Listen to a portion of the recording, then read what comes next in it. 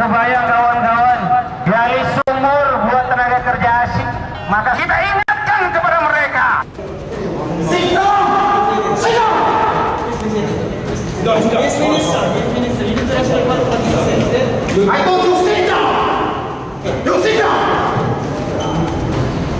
Dan dalam penataan penggunaan tenaga kerja asing di Indonesia, pertama saya minta agar proses perizinannya tidak berbelit-belit. Ini penting sekali.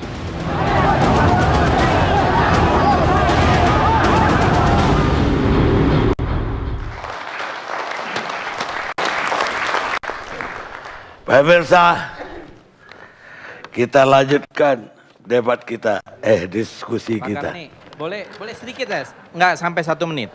Saya mau menjelaskan, tadi yang 2 tahun itu adalah cara mengakali. Karena mereka itu unskilled workers. Kalau yang skilled workers itu memang 5 tahun, karena ada transfer of knowledge. Ini dikaitkan dengan turnkey projectnya, karena mereka itu sekelas tukang, mereka kemudian bisa 2 tahun. 2 tahun mereka misalnya bangun pabrik, habis itu diganti oleh giliran berikutnya tenaga buruh kasar yang lain. Jadi ini adalah cara mengakali aturan yang ada. Baik, ada jawab? Ya, saya mau jawab lagi. Bukan mengakali. Mengakali itu tendensius dan tafsir. Kalimatnya tidak ada kalimat mengakali. Iya, karena itu sebentar. kaitannya dengan sifat Bukan. dari Ya, turnkey. dengar dulu Sebentar alasannya. dulu dong. Enggak, maksudnya gini. Kita harus menjaga agar ini tetap menjadi Indonesian Lawyers Club, bukan Liars Club. Jangan sampai kemudian berubah jadi Liars Club. Artinya saya perlu menjelaskan di sini bahwa tidak ada yang mengakali. Tidak ada dalam Perpres ini bicara tentang mengakali. Mengakali itu tafsiran Fadlizon. Loh iya, karena memang buruhnya adalah buruh kasar, di Perpres tenaga buruh kasar. Sebentar, itu jelas cukup di 2 Perpres tahun sebelumnya, dan kemudian nanti mereka 2 tahun lagi balik lagi. Kalau dua-dua ngomong, gak ada yang mau denger. Tapi jelas di Perpres sebelumnya Bang Karni, Prakteknya itu dijelaskan nanti masa itu. kerja pertama 5 tahun. 5 tahun itu di Perpres 20 tahun 2018 dipotong jadi 2 tahun. Ya itu jelas karena yang keberpihakannya transfer of siapa? knowledge. Kepada siapa? Itu jelas. Jelas Transfer itu knowledge ada itu bisa masalah. berkelanjutan Ini dan sudah bisa begitu diselesaikan banyak karena masalah, pendampingan ya. diberikan pada Saya kerja kira dua-duanya sejak cukup. Sudah banyak awal. masalah. Cukup, Ibu Irma. Saya minta tidak ada interupsi Ibu Irma Suryani. Assalamualaikum warahmatullahi wabarakatuh. Terima kasih Bang Karni. Iya, saya sudah 2 kali diundang, baru 1 kali ini hadir. Karena saya mau tanya juga nih sebenarnya sama Bang Karni ini. Fadlizon ini narasumber tetap apa dikontrak? Karena saya juga sebagai wakil rakyat perlu mendapat perimbangan. Indonesia Layar Club ini perlu ada perimbangan. Jangan kesono banget gitu ya, mesti ada juga yang kesini. Selalu seimbang. Kalau Ya, mohon 4 maaf, Pak sebelah Karni. kiri, 4 sebelah Ya. kanan.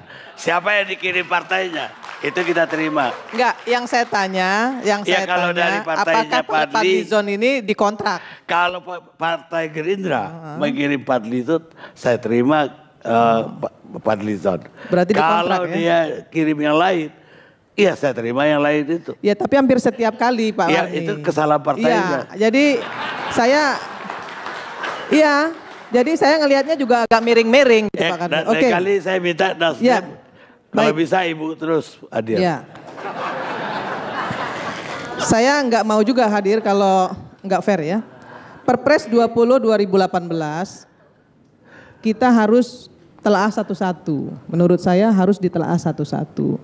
Kita nggak bisa bilang bahwa ini merugikan, itu merugikan tanpa membedahnya. Komisi 9 sudah memanggil Menteri Tenaga Kerja minggu kemarin. Selain itu kita juga sama-sama membedah Perpres ini secara bersama-sama dengan kawan-kawan dari seluruh fraksi. Memang ada pro kontra, menurut saya itu wajar. Ya kalau ada yang pro wajar, yang kontra silahkan JR seperti yang Said bilang tadi, mesti ke judicial review ya silahkan, nggak ada masalah. Tapi yang ingin saya sampaikan begini, pasal 2 ayat 1, penggunaan TKA untuk jabatan tertentu dan waktu tertentu. Jelas ya?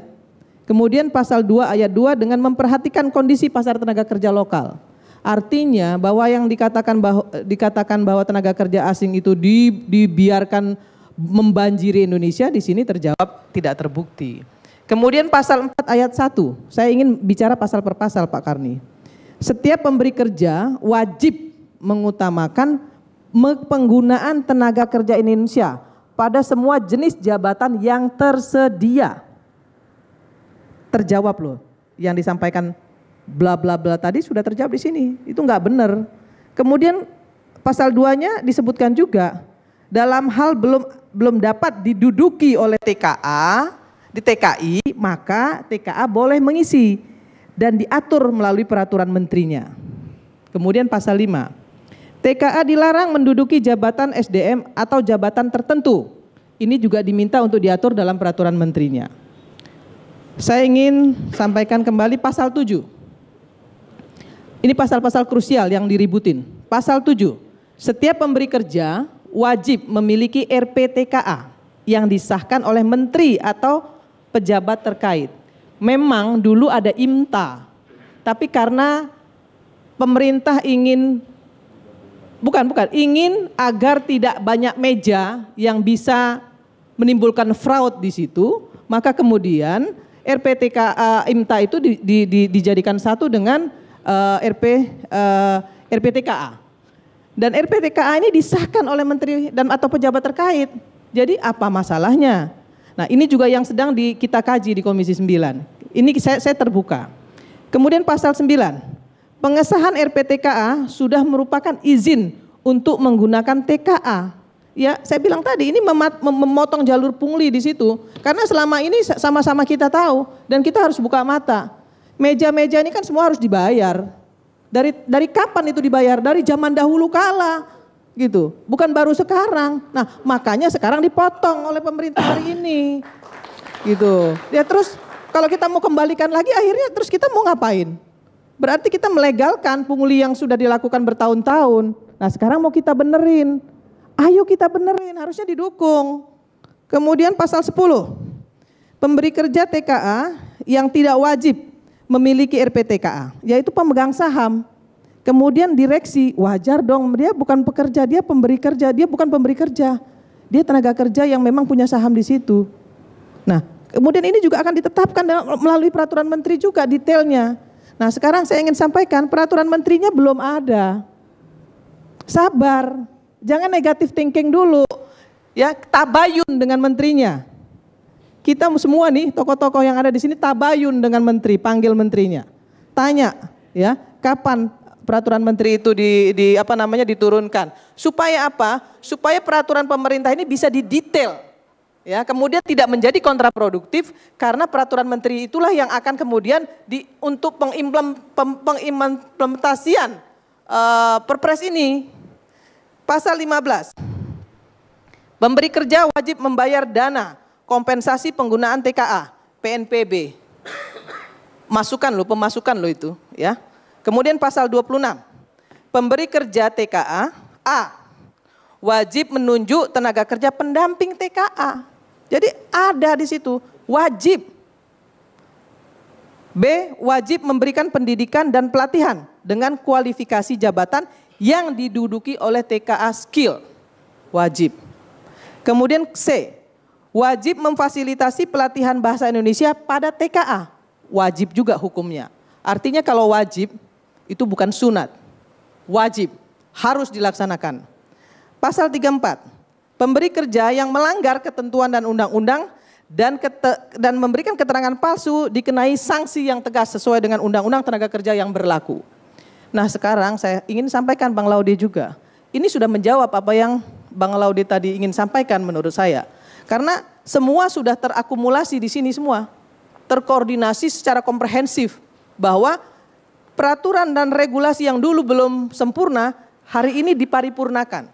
Kalau masih ada celah, menurut saya itu hal yang wajar.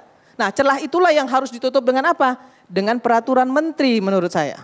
Nah, jadi kita tunggu peraturan menterinya. Komisi 9 sudah menyampaikan ini kepada Menteri Tenaga Kerja. Dan minta segera agar peraturan menterinya diturunkan, agar tidak digoreng-goreng ini Perpres. Ya, jangan digoreng-goreng. Kepentingan buruh ini nggak boleh digoreng-goreng. Ya, jadi saya bilang kepada Menteri Tenaga Kerja, selesaikan segera. Dan saya sampaikan juga kepada Menteri Tenaga Kerja, jangan cuma lompat pagar satu kali, lompat pagarnya 5-6 kali, supaya kontrolnya tegas.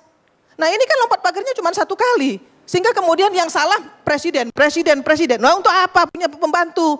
kalau nggak turun. Nah itu yang ingin saya sampaikan dari Komisi 9 Bang Laude. Kemudian Komisi 9 juga ingin mengatakan bahwa kami juga melakukan sidak terhadap tenaga kerja asing yang ada di banyak tempat. Terutama tenaga kerja asing yang diikut sertakan oleh investasi Cina.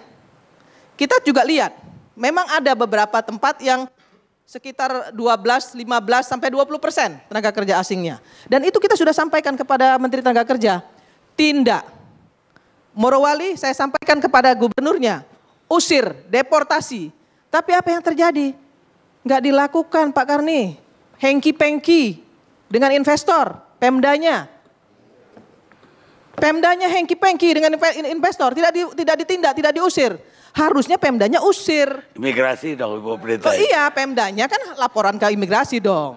Pemdanya memberikan informasi ke imigrasi untuk melakukan pengusiran. Tapi Pemdanya diam saja.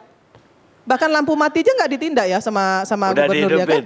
setelah ditegur. Kemudian, ya saya ingin sampaikan juga bahwa sebenarnya kita nggak perlu ribut-ribut soal perpres ini. Karena perpres ini menurut kami baik untuk dilaksanakan. Hanya saja kontrolnya harus tegas.